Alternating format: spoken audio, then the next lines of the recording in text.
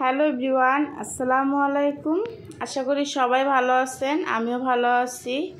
তো নতুন আর একটা ব্লগ শেয়ার করতেছি আপনাদের সাথে। আশা করি আমার ব্লগটা আপনাদের ভালো লাগবে। তো দুপুরে রান্না করতেছি। তো এখানে ডাল বসিয়ে দিয়েছিলাম আগে থেকেই। তো ডালটা আমার হয়ে গেছে, আমি এখন আর কি বাগার দিয়ে দিব। তো ডালটা আমি ডাল ঘুটনি দিয়ে আর কি ঘুটে নিয়েছি। তো এখন আমি এই যে বাগারের ভিতর হচ্ছে গিয়ে শুকনা মরিচ আর হচ্ছে পেঁয়াজ রসুন কুচি এগুলো দিয়ে আমি এখন ডালটা করে নিব। তো যখন লাল হয়ে আসছে তখন আমি এই যে ডালের ভিতর দিয়ে দিলাম।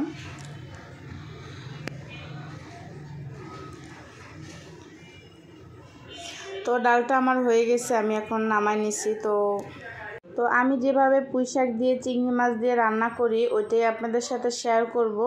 যদিও গুঁড়া চিংড়ি মাছ নেই, তারপর হচ্ছে গিয়ে বড় যে চিংড়ি মাছ ছিল ওইটা দিয়ে হচ্ছে ছোট ছোট করে কেটে নিছি, ওইটা দিয়েই আজকে পুঁইশাকটা রান্না করব। তো গতকালকে এক আঁটি শাক নিয়ে এসেছিলাম, তো অনেকগুলো শাক ছিল। তো গতকালকে ভাজি করা হয়েছে আর অর্ধেকটা পরিমাণ রেখে দিছিলাম, আর আজকে হচ্ছে সেটা দিয়ে আর কি চিংড়ি মাছ দিয়ে রান্না করব। তো শাক খেতে আমি বরাবরই পছন্দ করি, আর হচ্ছে গিয়ে আজকে যদিও রান্না করি তাহলে শাকটা আর কি পচে যাবে, এই জন্য হচ্ছে গিয়ে আজকেই রান্না করতে হইলো। না হলেও দেখা যায় যে কালকে রান্না করতাম। তো কালকে রান্না করলে যেহেতু শাক এত থাকে না কিন্তু ধুয়ে দিলে, তো এই জন্য ভাবলাম যেহেতু চিংড়ি মাছ আছে, গুঁড়াটা নাই যদিও, তো বড় চিংড়ি মাছ যেহেতু আছে ওইটাই 2-3টা বের করে ছোট ছোট করে কেটে তারপর হচ্ছে গিয়ে শাকটা রান্না করে ফেলি। আর যেই জিনিসপত্রের দাম, শুধু শুধু অপচয় করে তো কোনো লাভ নাই। আর যেহেতু আমি খেতে পছন্দ করি শাক, তো এই জন্য আমার কোনো আর কি নাই।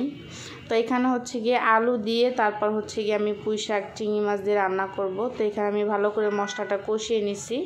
তারপর হচ্ছে এখানে আমি আলু আর হচ্ছে গিয়ে পুঁইশাকের ডাঁটাগুলো কিন্তু আপনারা দেখতে পাইতেছেন একটু মোটা মোটা ছিল। তো এই জন্য কিন্তু আমি আগে থেকে ডাঁটাটা একটু ভালো করে কষিয়ে নিছি, আলু আর ডাঁটাটা। তো এভাবে আর কি পুঁইশাকটা ভেঙে রান্না করলে অনেক মজা লাগে, বিশেষ করে যা আর কি দেশ গ্রামে যাদের বর আছে, পানের বর যেটাকে বলে, তো ওই বরের ভিতরে আর কি পুঁইশাক হলে বেশি ভালো লাগে খেতে। তো বাড়িতে গেলে আমি আর কি আমাদের পাশে আর কি এরকম বরের উপরে আর কি বরের ভিতরে আর কি পুঁইশাক লাগায়, তো ওইটা এনে মা রান্না করতো, যেহেতু জানে আমি শাক খেতে পছন্দ করি। তো ওইগুলো ডাঁটা খেতে এত ভালো লাগতো যা বলার বাহিরে। তো যারা খেয়েছেন অবশ্যই জানবেন, দেশ গ্রামে যারা যান বা থাকেন। তো অলরেডি আমার এই যে যখন ডাঁটাটা আর কি একটু কষানো হয়েছে তারপর হচ্ছে কি আমি কিন্তু পানি দিয়ে দিছিলাম। তো পানি দেওয়ার পরে পানিটা যখন বলক আসছে তখন আমি শাকটা দিয়ে দিছিলাম, যাতে শাকের কালারটা ঠিক থাকে। তো এই যে মাশাআল্লাহ শাকটা খেতে কিন্তু অনেক মজা ছিল। আর এদিকে হচ্ছে গিয়ে আমি ডিম ভেজে তারপর হচ্ছে গিয়ে ডিম ভুনা করে নিয়েছিলাম।